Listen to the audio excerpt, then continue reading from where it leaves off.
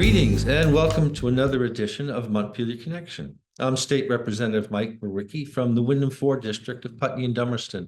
And we're here at the State House today with Representative Ian Goodnow from Brattleboro.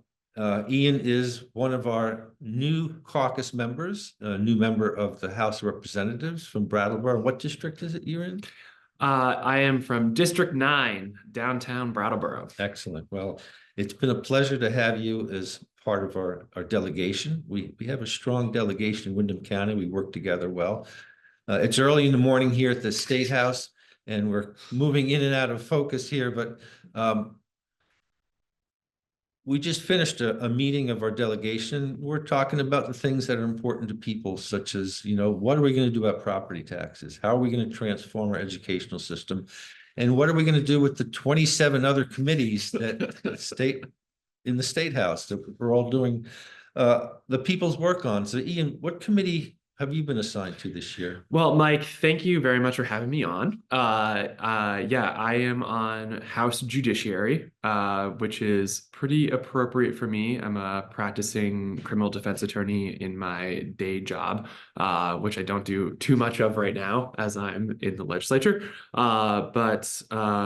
Yeah, we're doing a lot of, we have a lot of bills on the wall right now, and we're considering quite a few of them. But it's the balance that I'm learning right now is how to work both with the work within your committee and doing that important work while also keeping in touch with and aligned with all of the really important work that's happening outside of your committee. And that's a balance that I'm still sort of trying to strike. Yeah, it's a hard one because then we have to make that connection to what's happening back home too. Yeah. And that's why we're here, to bring the voices of our constituents here. Yeah. We have been from day one looking at the big piece of what this election was about, and affordability was something that was on everybody's mind. People wanted things to get a little easier, wanted a little bit easier to breathe. I think what we're seeing on the national level is the current president seems to have forgotten everything he promised about lowering the price of eggs or everything else, and he seems to be on this revenge tour that has nothing to do with making life more affordable. Here in Vermont, what we heard loud and clear was that people wanted their property taxes to go down, and I think we're keen on what we can do about that, and we want to get that outcome lined up for the end of the session. It's connected to education though, and the governor did put out a plan though that was long on headlines though, and it seems like it's short on details. And I think that was amplified when we just heard from the Education Committee that they had been waiting for a bill that had the language the governor was going to propose to flesh out, and basically what they got was called a short form bill, which is in essence a headline. Yeah. So we're struggling right now to formulate a detailed plan because those details aren't coming from the governor. So I don't know what you're seeing in this too, but I think that's a pretty good summation of it. And I think it's important to take one step back and look at the fact that lowering property taxes and looking at affordability in Vermont is inevitably going to involve looking at our education funding structure and how we provide education to Vermont children in our state. They are kind of inextricably linked. Yeah. Because the system needs to be reworked. And I think that's not something, I think that's something we need to work on, educating our constituents and across the state. Reps need to be talking about that, because what I heard knocking on doors in Brattleboro was about affordability, and it wasn't necessarily about totally changing the way that education is provided in Vermont for our children. But I think it's clear that we're going to need to do that work to work on affordability here. So change is coming. Change is coming. Yeah.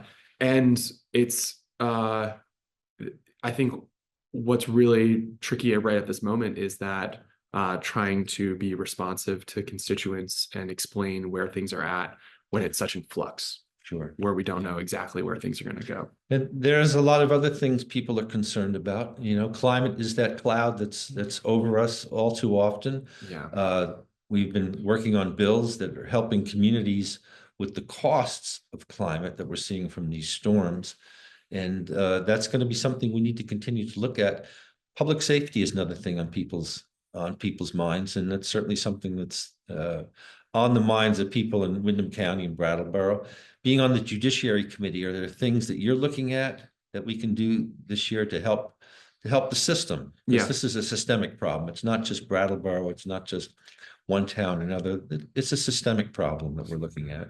Yeah, public safety is a major priority within the, I think, both House and Senate Judiciary.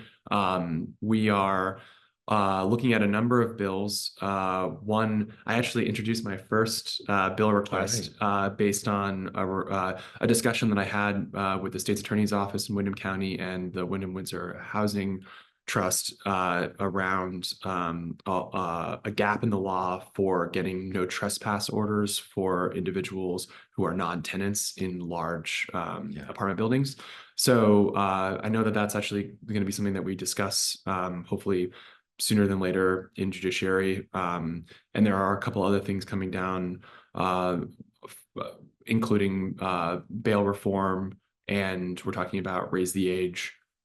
These are all issues, they're all little parts to the question around public safety and conditions of release. Yeah, so I think that it's a topic that we're hitting from a lot of different angles, and everyone, at least on my committee, has that as top of mind for consideration when we're looking at what bills to be looking at. Yeah, another piece that I'd heard talking to the housing trust and other landlords too, is when you have a dangerous tenant, especially someone who's selling drugs. Yeah, the process for removing them is really onerous.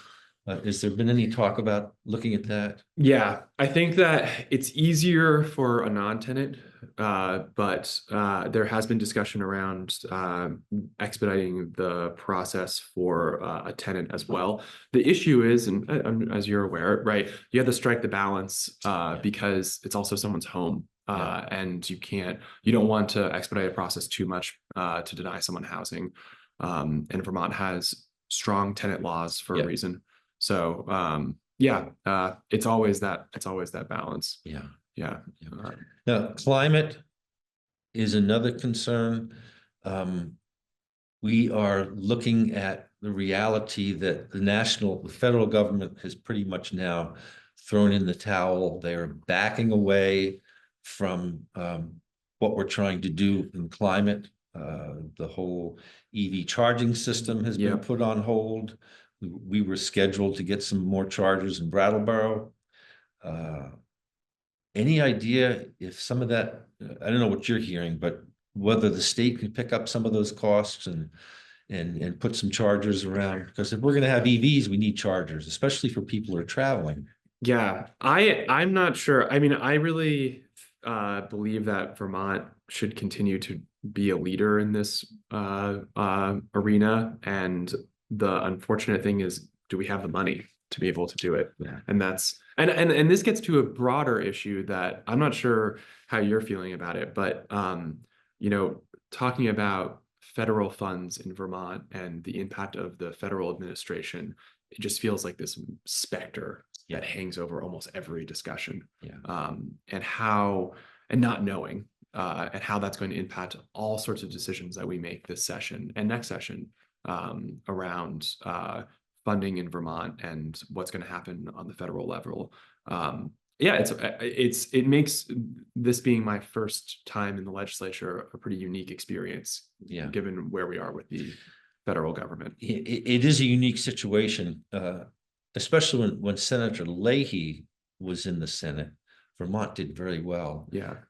What's happening right now is there seems to be a break coming of communication and cooperation between the federal government, at least the White House.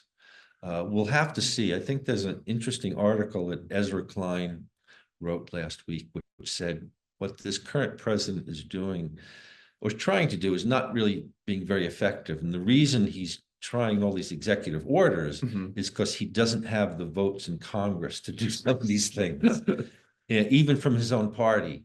So and what he's doing, a lot of it's getting shot down. It's Mhm. getting headlines, but it's a lot of smoke and mirrors right now. So let's see where things are in a few months. And if he starts doing the kind of damage, it seems like are Republicans going to continue to walk in lockstep with him? In the meantime, though, it hurts local programs. I Yeah. know we've had a lot of good work being done in Brattleboro with bringing in refugees from Yeah. other places. And this has really helped our workforce.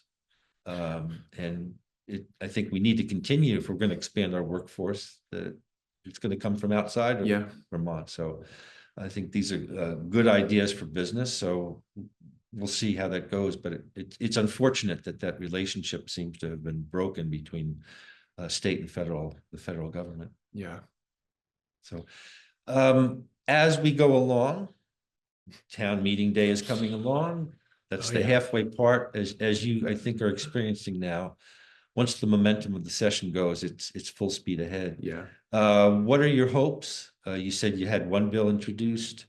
Do you have any other ideas that you'd like to see that might not happen this year? It's a 2-year session, so we'll be able to get some things done. Whether we get big things done on the education piece this year, I think we'll look at property taxes, and the governance piece may wait till next year. But from your perspective, what are you thinking about for the rest of the session, looking ahead to next year? Yeah, I think that it's clear to me from Brattleboro voters that affordability in Vermont is the key issue, and we need to deliver on that for our constituents. And I think for Brattleboro, we're currently having everyone who lives in Brattleboro, I think, knows that we're having a real moment discussing our identity and around public safety. And I want to be Finances. in finances. Yeah. And I think that I want to be able to bring common sense legislation here to the table here that can help Brattleboro. Hopefully it starts with the one that I talked about. I'd like to bring others. And then I want to be able to come back to Brattleboro and have a conversation with my community around what education is going to look like, and hopefully bring the concerns that Brattleboro residents have to Montpelier and make sure that those concerns are heard. So, in 2 years, hopefully we've brought property taxes down, we've reformed the education system, and we're providing quality education to every Vermont child. Yeah. That would be those, and Brattleboro is a affordable, safe place. Yeah. I think those are my Lofty goals. goals, but Yes. I think we're going to make some good progress, and I appreciate what you bring to us. I think you add a lot to our caucus, our county caucus, and to the whole House of Representatives. So thank you for taking that big step to run for office and to serve up here. And thanks again for taking the time to talk with people back home. And thank you to all the people at BCTV for helping bring our work in Montpelier closer to back home. And until next time, this is Mike Mrowicki. Thank you. Bye-bye now.